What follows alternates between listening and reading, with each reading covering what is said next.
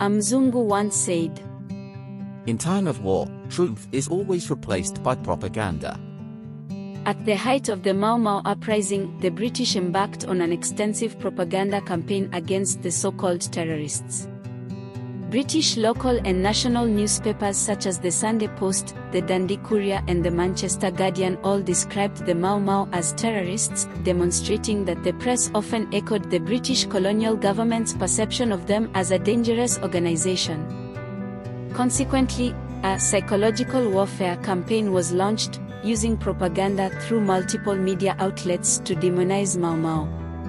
Kenyan radio broadcasts dehumanized them and labeled them hyenas in the dark. Advertisements of films showing frenzied terrorist killers in savage blood-drinking rituals and government-directed mobile cinema vans showing footage of Mau Mau violence were stationed and showcased around Kenya, the aim being to highlight Mau Mau's alleged bloodthirsty barbarity to the masses and justify the establishment of the detention camps.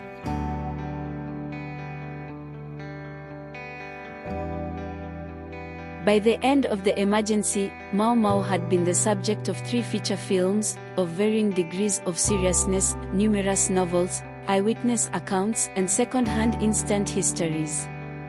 For government propagandists, then, keeping Mau Mau in the public eye was certainly never a problem.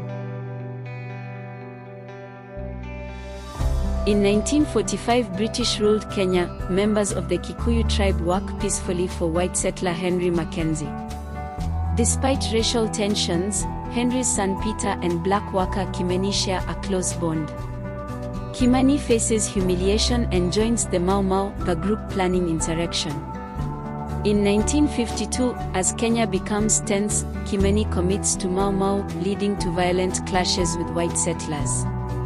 Peter, now married, grapples with moral torment.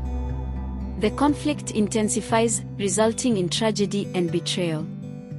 As the Mau Mau leader, Njogu, is confronted, Kimani faces a tragic fate, leading Peter to seek reconciliation for the future.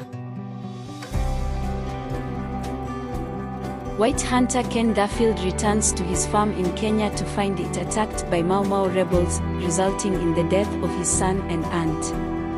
Unbeknownst to him, his houseboy Joroge is a Mau Mau general. When the police discover Joroge's involvement, they suspect Duffield will seek revenge. In Nairobi, Duffield learns about Joroge and, seizing an opportunity, agrees to lead a safari for Sir Vincent Brampton, who wants to hunt a man-eating lion named Hatari.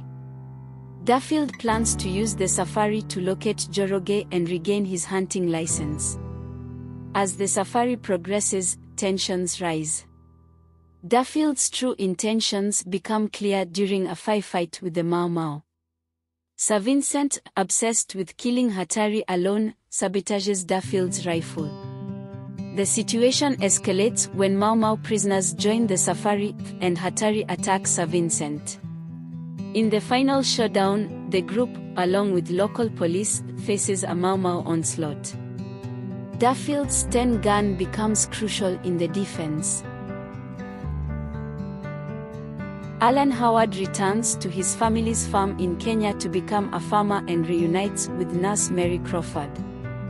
He learns that his brother David was murdered by the Mau Mau rebels, marked with the word Simba. Alan's prejudices against natives strengthen as tensions rise. He collaborates with Colonel Bridgman and Dr. Karanja to address the Mau Mau threat. Despite warnings and an attack on his house, Alan refuses to leave Kenya.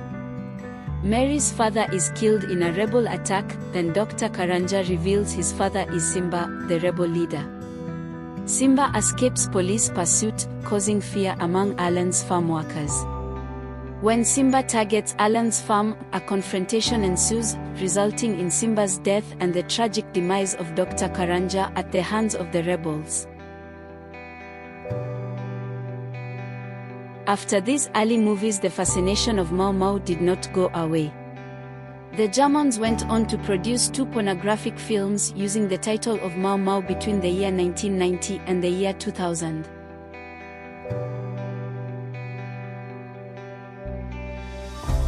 although this propaganda was aimed at demonizing and dehumanizing the Mau Mau. The ultimate political impact of the uprising was achieved. The uprising was able to expose the injustices of European colonialism in Africa to the world. In the 2 decades following, other African countries launched their own rebellions and independence movements.